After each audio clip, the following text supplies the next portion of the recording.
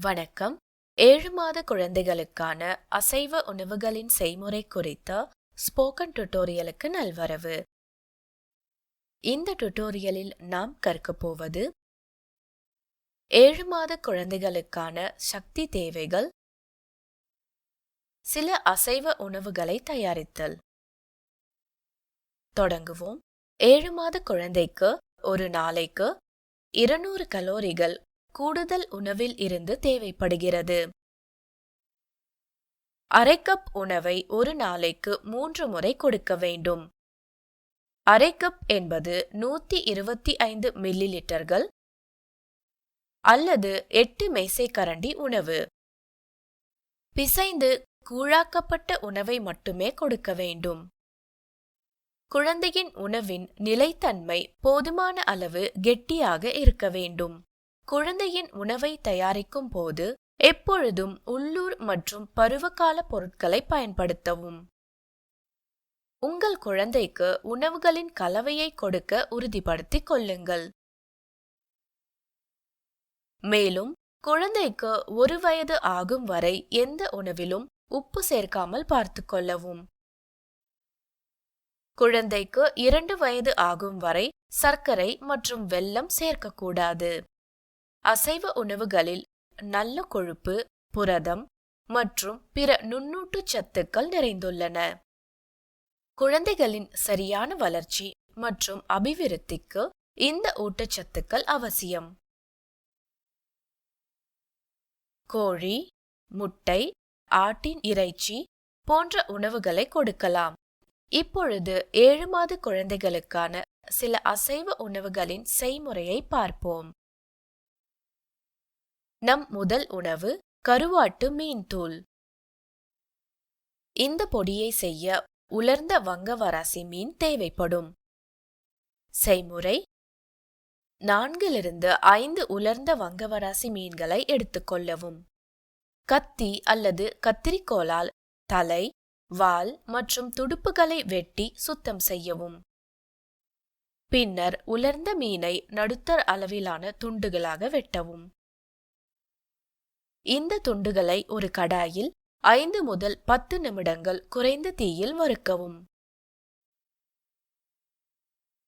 அதை ஆற வைத்து பின் அரைத்து பொடி செய்து கொள்ளவும்.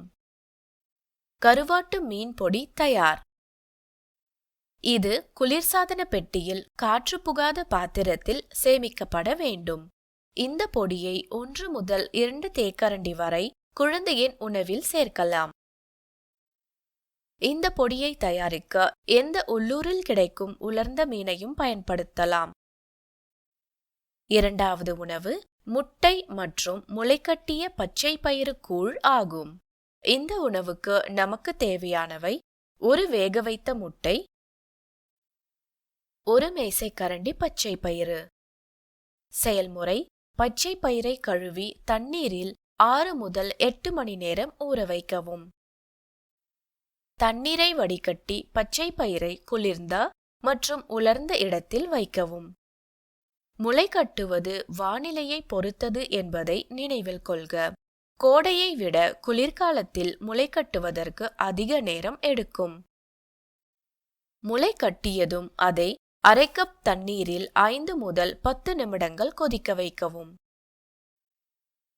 அதை ஆறவிட்டு கரண்டி அல்லது சுத்தமான கைகளால் மசித்துக் கொள்ளவும். ஒரு தட்டில் வேக வைத்த முட்டையை எடுத்துக்கொள்ளவும். வெளிப்புற ஓட்டை அகற்றி ஒரு ஸ்பூன் அல்லது சுத்தமான கைகளை பயன்படுத்தி முட்டையை மசிக்கவும். இப்பொழுது மசித்த முட்டைகளை மசித்த முளைக்கட்டிய பச்சை பயிருடன் கலக்கவும். இது பரிமாற தயாராக உள்ளது. நமது அடுத்த உணவு கோழி கல்லீரல் மற்றும் சாமை கஞ்சி. இந்த உணவை தயாரிக்க நமக்கு தேவையானவை: ஒரு கோழியின் கல்லீரல், 1 மேசைக்கரண்டி சாமை, அரை எலுமிச்சை, மஞ்சள் தூள் 1 சிட்டிகை. செயல்முறை: ஒரு கிண்ணத்தில் 1 மேசைக்கரண்டி சாமையை எடுத்துக்கொள்ளவும். அதை கழுவி 8 முதல் 10 மணி நேரம் ஊற வைக்கவும். அடுத்து ஒரு பாத்திரத்தில் கழுவி சுத்தம் செய்யப்பட்ட கோழி கல்லீரலை எடுத்துக்கொள்ளுங்கள். அரை எலுமிச்சை சாறு மற்றும் ஒரு சிட்டிகை மஞ்சள் தூளை சேர்க்கவும். 15 முதல் 20 நிமிடங்கள் அதை ஒரு ஓரமாக வைக்கவும். அடுத்து கோழி கல்லீரலை ஒரு பாத்திரத்தில் அரை கப் தண்ணீர் சேர்த்து வேக வைக்கவும். 7 முதல் 10 நிமிடங்கள் சமைக்கவும். அதை ஆறவிட்டு பின் கரண்டி அல்லது சுத்தமான கைகளால் மசிக்கவும். பிறகு ஊற வைத்த சாமையை எடுத்து நன்றாக அலசி கழுவவும். இதை ஒரு பாத்திரத்தில் 1 கப் தண்ணீர் சேர்த்து வேக வைக்கவும். தண்ணீர் வற்றும் வரை குறைந்த தீயில் 15 முதல் 20 நிமிடங்கள் சமைக்கவும். அதனுடன் மசித்த கோழி ஈரலை சேர்த்து நன்கு கலக்கவும்.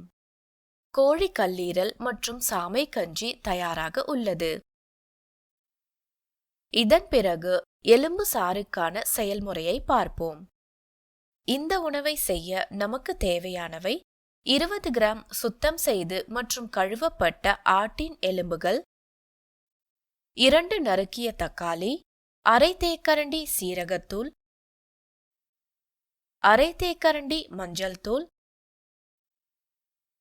அரை தேக்கரண்டி நெய். செய்முறை: ஒரு பாத்திரத்தில் நெய்யை சூடாக்கவும். நறுக்கிய தக்காளியை சேர்க்கவும்.